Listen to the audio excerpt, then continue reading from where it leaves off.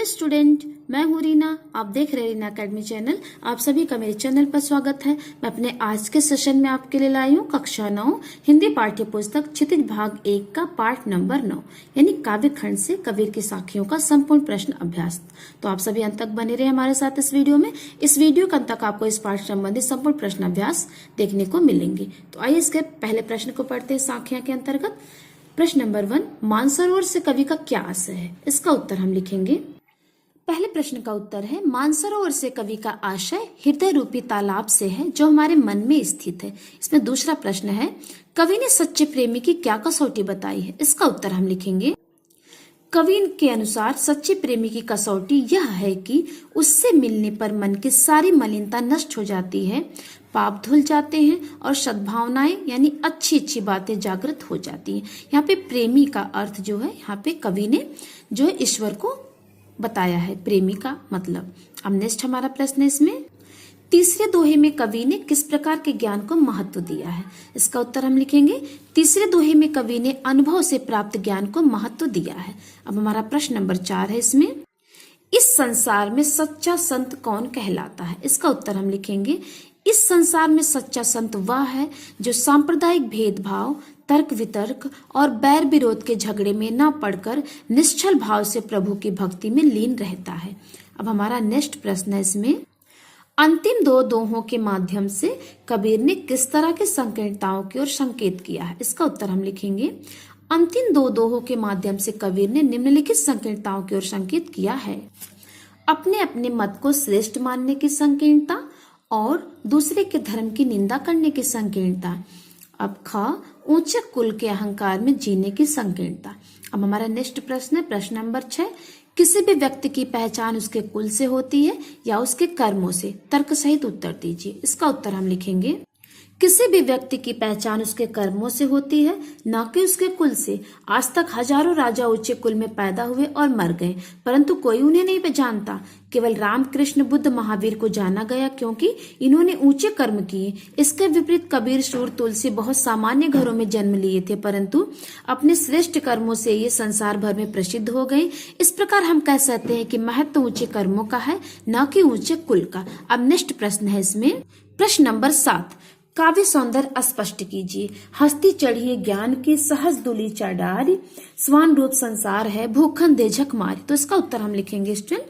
प्रस्तुत दोहे में कबीरदास जी ने ज्ञान को हाथी की उपमा तथा लोगों की प्रतिक्रिया को स्वान, कुत्ते का भौंकना कहा है। इसमें अलंकार रूपक अलंकार है, दोहा छंद है, भाषा सदुक्कड़ी है और शास्त्रीय ज्ञान का विरोध किया गया तथा सहज ज्ञान को महत्व दिया गया है। अब नेक्स्ट प्रश्न है हमारा शब्द शीर्षक के अंतर्गत प्रश्न नंबर 8, मनुष्य ईश्वर को कहाँ कहाँ ढूंढता फिरता है? इसका उत्तर हम लिखेंगे। मनुष्य ईश्वर को देवालय अर्थात मंदिर, मस्जिद, काबा तथा कैलाश में ढूंढता फिरता। हमारा नेक्स्ट प्रश्न है प्रश्न नंबर 9, कबीर ने ईश्वर प्राप्ति के लिए किन प्रचलित विश्वासों का खंडन किया है? इसका उत्तर हम लिखेंगे। कबीर ने ईश्वर प्राप्ति के लिए निम्नलिखित विश्वासों का खंडन किया है।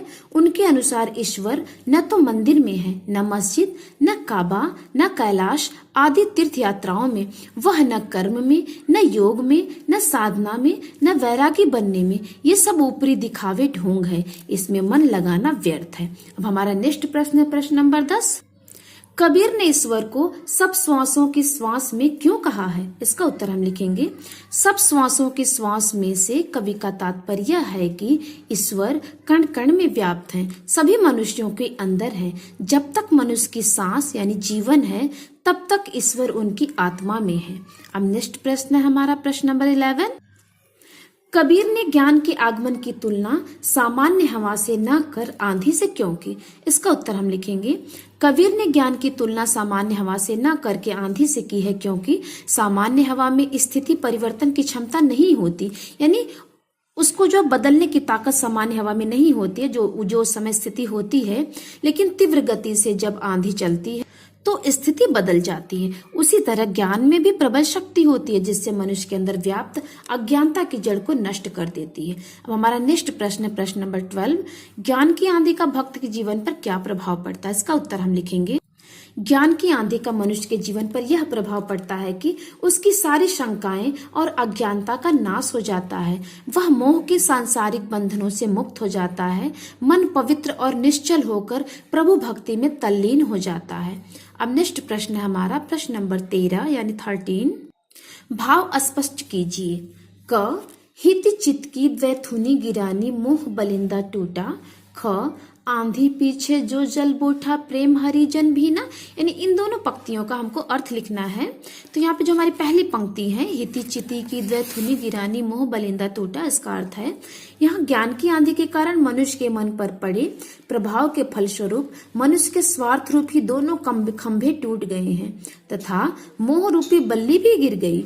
इससे कामना रूपी छप्पर नीचे गिर गया, उसके मन की बुराइयां नष्ट हो गई है और उसका मन साफ हो गया है। इसमें जो सेकंड पंक्तियां हैं, आंधी पीछे जो जल बूठा प्रेम हरिजन भी ना, इसका अर्थ होगा ज्ञान रूपी आंधी के पश्चात यानी बाद भक्ति रूपी जल की वर्षा हुई, जिसके प्रेम में हरि के सब भक्त भीग गए। अर्थात ज्ञान की प्राप्ति के बाद मन शुद्ध हो जाता है। अब नेक्स्ट प्रश्न है हमारा रचना और अभिव्यक्ति शीर्षक के अंतर्गत प्रश्न नंबर 14। संकलित साखियों और पदों के आधार पर कबीर के धार्मिक और सांप्रदायिक सद्भाव संबंधी विचारों पर प्रकाश डालिए। इसका उत्तर हम लिखेंगे। कबीर ने अपने विचारों द्वारा जनमानस की आंखों पर धर्म तथा संप्रदाय के नाम पर पड़े पर्दे को खोलने का प्रयास किया है। उन्होंने हिंदू मुस्लिम एकता का समर्थन किया तथा धार्मिक कुप्रभावों जैसे मूर्ति पूजा का विरोध किया है। ईश्वर मंदिर, मस्जिद तथा गुरुद्वारे में नहीं होते हैं, बल्कि मनुष्य की आत्मा में व्याप्त हैं। कबीर ने हर एक मनुष्य को किसी एक मत, संप्रदाय, धर्म आदि में न पड़ने की सलाह दी है। ये सारी चीजें मनुष्य को राह से भटकाने तथा बंटवारे की ओर ले जाती है।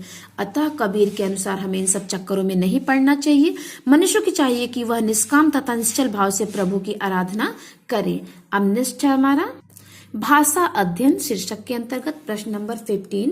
निम्नलिखित शब्दों के तत्सम रूप लिखिए।